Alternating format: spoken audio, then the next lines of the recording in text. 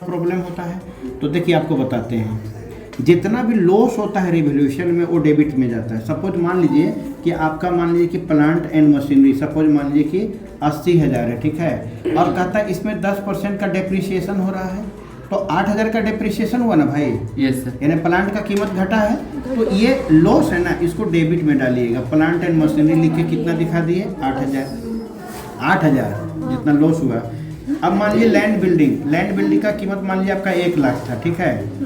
अब बताता है कि अभी लैंड एंड बिल्डिंग का कीमत वर्तमान में 1,30,000 हो गया, तो लैंड एंड बिल्डिंग का कीमत में 30,000 का बढ़ोतरी हुआ। यस ये फायदा हुआ। तो रिवैल्यूएशन अकाउंट का इसको आपको क्रेडिट में लैंड एंड बिल्डिंग अकाउंट लिख करके 30,000 रुपया यहाँ पर 30,000 लिख देना, ठीक है। देख रहे हैं। Yes. अब मान लीजिए कभी कभी क्या होता है, क्रेडिटर क्या है, लाइबिलिटी है ना। मान लीजिए क्रेडिटर 40,000 था, अब कहता है क्रेडिटर को सिर्फ 30,000 ही देना है, तो क्रेडिटर लाइबिलिटीज घटता है तो भी तो फायदा है। अब क्रेडिटर को हम 40,000 देने वाले थे, अब 30,000 दे रहे हैं, तो 10,000 का फायदा हुआ।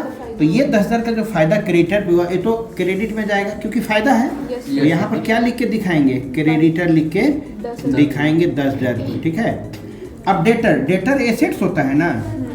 मान लीजिए डेटर 20,000 का था, लेकिन डेटर में मान लीजिए 5,000 का प्रोविजन हो गया, डूबा रहा है मेरा, अब तो 5,000 कम मिलेगा डेटर से, तो लॉस हुआ कि फायदा हुआ, लॉस हुआ। तो डेटर को कहाँ डाल दिए, डेबिट में डाल दिए, यानी कि 5,000 का नुकसान हुआ। यानी एक बात गौर कीजिएगा, ये मत सोचिए एसेट्स है कि लायबिलिटीज, आप ये सोचिएगा किसी एसेट्स या लायबिलिटी से फायदा हो रहा है तो उसको क्रेडिट में डालिए, और घाटा हो रहा है तो उसको डेबिट में डालिए। और लास्ट में क्या कीजिए, लास्ट में जिधर का बड़ा उसको टोटल कीजिए। तो हम देख रहे हैं मेरा क्रेडिट ज़्यादा बड़ा है, 30 और 10 कितना हो गया, 40,000 हो गया। यही 40,000 का टोटल आप कर लिए।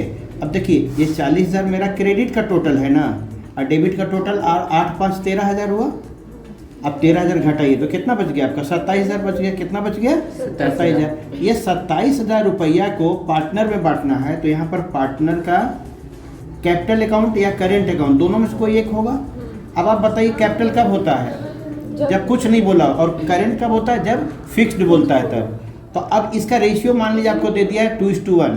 क्या दे दिया, 2:1। तो अब ये जो 27,000 है ना बच्चा, ये 27,000 इंटू 2/3 कर दो। 2:1 मतलब 2 और 1 3 होता है, तो 3 9 27, 9 बार में कटा, 9 दूनी 18,000।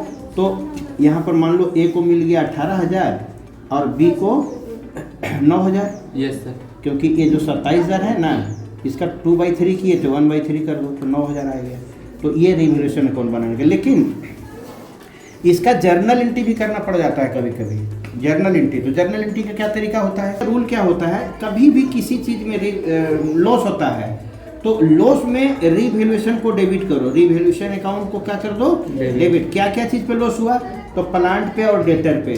तो यहाँ पर प्लांट में मशीनरी और 2 डेटर, बुझा रहा है कि नहीं। Yes sir. अब प्लांट मशीनरी में 8,000 का लॉस हुआ था और डेटर में 5,000 का हुआ था, दोनों मिला के 13,000 का लॉस हुआ था, इसको दिखा दिए। जर्नल एंट्री रिवैल्यूएशन का प्रॉफिट वाला क्या होता है, तो ये प्रॉफिट वाला में ये डेबिट होता है, और रिवैल्यूएशन क्या होता है, क्रेडिट होता है। तो यहाँ पर क्या हो जाएगा, लैंड एंड बिल्डिंग अकाउंट को क्या करेंगे, डेबिट। और क्या था, क्रेडिटर पर भी बेनिफिट हो रहा था, तो क्रेडिटर अकाउंट को भी क्या करेंगे, डेबिट। और 2 ये दोनों डेबिट हो गया, और रिवैल्यूएशन जो है मेरा वो क्रेडिट हो गया। तो कितने का फायदा हुआ था, यहाँ 30,000 का फायदा हुआ था, यहाँ 10,000 का हुआ था, दोनों मिला के 40,000 का। अब यहाँ प्रॉफिट हुआ था 40,000 का और लॉस हुआ था 13,000 का, तो प्रॉफिट बड़ा है 27,000 का। ये प्रॉफिट ए और बी में याद है बटा था किस रेशियो में, 2:1 में। तो जब प्रॉफिट का बंटवारा करते हैं ना, तो ये रिवैल्यूएशन जो क्रेडिट है ना, ये डेबिट हो जाएगा। तो रिवैल्यूएशन अकाउंट को कर देना डेबिट, और 2 में यहाँ पर एज कैपिटल अकाउंट, और 2 में यहाँ पर बीज कैपिटल अकाउंट। और यहाँ पर क्या करोगे, कितने का, 27,000 का प्रॉफिट हुआ था, और बांटे तो 18,000 ए का और 9,000 बी का। नरेशन लिख लोगे ना। तो यही रिवैल्यूएशन से ताल्लुकात रखने वाला हित नहीं होती।